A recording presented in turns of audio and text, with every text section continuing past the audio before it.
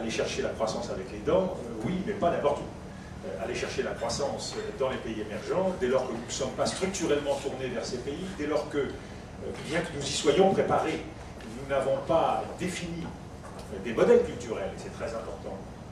On peut toujours avoir envie de se tourner vers la Chine, ou vers l'Inde, ou vers le Maroc. Encore faut-il comprendre comment ça marche. Or, les industriels que j'ai connus dans ma jeunesse, puisque mon père était industriel, avaient la possibilité de faire de l'économie en s'intéressant strictement à leur secteur. J'ai la faiblesse de penser aujourd'hui qu'on peut le faire un temps, mais pas longtemps, et certainement pas à travers la crise. Ma conviction, c'est que quelle que soit la niche que l'on ait choisie, quel que soit le secteur que l'on ait choisi, on ne peut plus faire l'impasse sur l'économie globale. On ne peut plus faire l'impasse sur la géographie. On ne peut plus faire l'impasse sur l'histoire. On ne peut plus faire l'impasse sur la culture. Si l'on veut s'inscrire durablement et gagner de l'argent, et donc faire vivre des emplois, on a besoin d'une véritable légitimité. C'est un concept dont les politiques ont tendance à abuser. Mais la légitimité entrepreneuriale aujourd'hui, c'est bien plus qu'une légitimité économique et commerciale. C'est quelque chose d'extraordinairement difficile. Et les Français vont avoir besoin au cours des prochaines années de bonnes nouvelles. Ces bonnes nouvelles, elles risquent de ne pas être légion.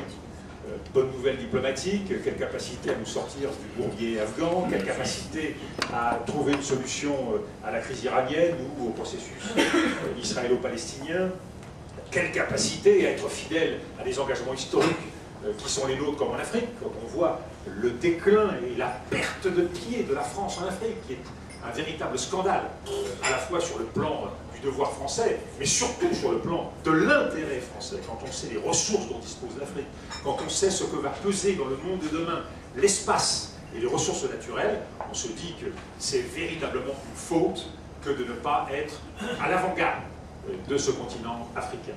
Monsieur le Premier ministre, bonjour. D'abord, nous sommes très honorés que vous nous accordiez deux minutes pour le Dakar Times.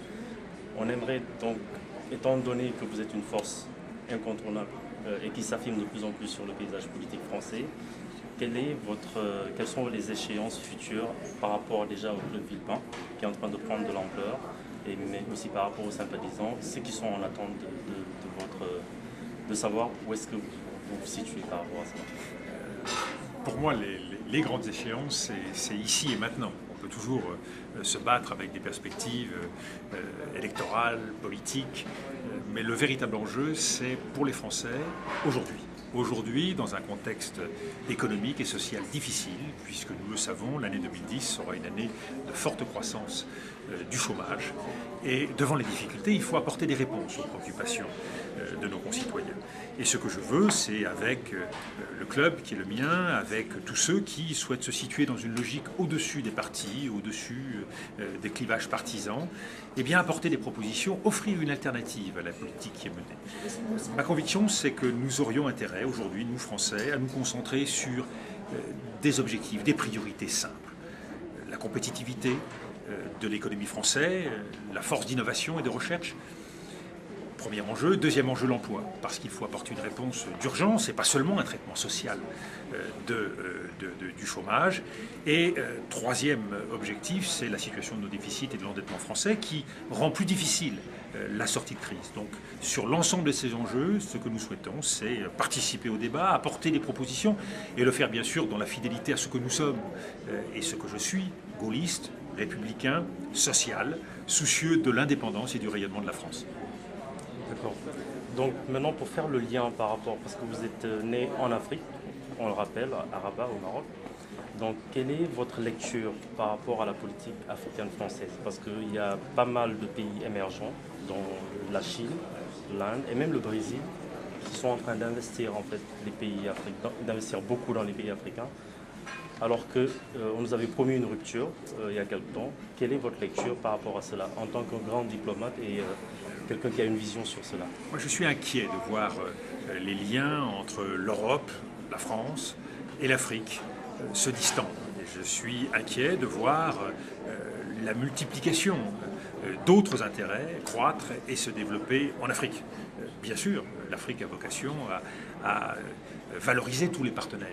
Et c'est une bonne chose que l'Afrique aujourd'hui soit reconnue à travers le potentiel qui est le sien, à travers les atouts, les capacités qui sont les siennes.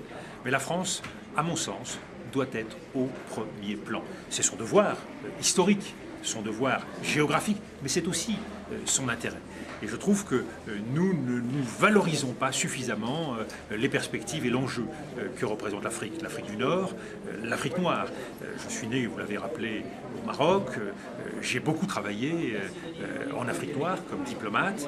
Et je suis convaincu qu'aujourd'hui, pour la France, pour l'Europe, ce sont des atouts essentiels. Et nous devons participer à ce formidable défi qui est celui du continent africain.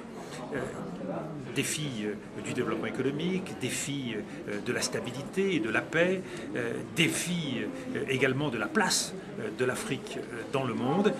Et de ce point de vue-là, je pense qu'il y a quelques grands chantiers que nous pourrions ouvrir ensemble. Chantier de l'éducation. La France devrait prendre une plus grande part au développement éducatif de l'Afrique. Chantier de partenariat avec les grandes universités africaines pour faire émerger quelques grands pôles en Afrique qui puissent renouveler et encourager le développement des élites africaines. De la même façon, sur le plan sanitaire, je suis convaincu qu'une grande coopération entre la France, l'Europe et l'Afrique est nécessaire, sans parler bien sûr du développement économique dans tous les secteurs où l'Afrique aujourd'hui se positionne. Les potentialités de l'Afrique sont très grandes. Nous ne devons pas nous couper de ce qui a toujours constitué une qualité française, une vérité française, c'est le lien très fort, l'affection très forte que nous Français portons à ce continent. Merci beaucoup, Monsieur le Premier ministre. Merci à vous. Merci.